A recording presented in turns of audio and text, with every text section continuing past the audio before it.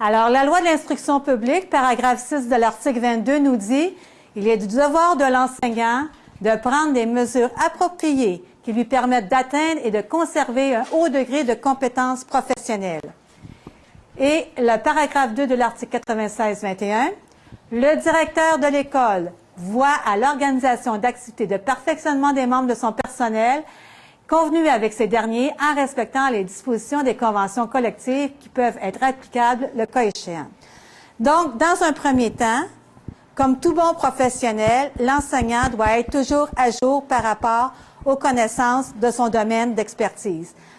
Donc, avec le nouveau programme, avec les nouvelles approches au niveau de l'évaluation, au niveau de l'enseignement, donc, nécessairement, l'enseignant doit être à jour dans ces approches-là.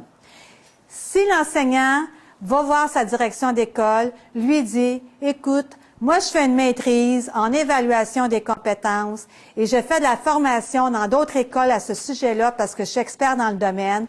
Alors, il y a une formation qui se donne chez nous, je pourrais même la donner. Donc, je pense que j'ai pas besoin d'y assister. Donc, la direction peut le reconnaître compétent dans ce domaine-là. Par exemple, une autre formation serait donnée sur les stratégies de lecture.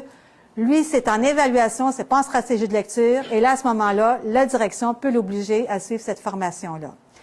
Au niveau de l'autonomie professionnelle, donc là, le professionnel, l'enseignant, doit démontrer sa compétence. S'il n'est pas capable de la démontrer, la direction peut l'obliger à suivre la formation. Les formations sont décidées par la commission scolaire ou par l'école.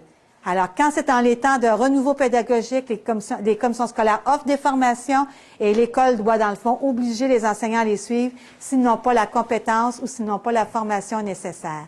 Et si l'enseignant ne participe pas à cette formation-là qu'on a jugée obligatoire pour lui, qu'est-ce qui peut arriver? Selon la convention collective, il est coupé de salaire pour cette journée-là.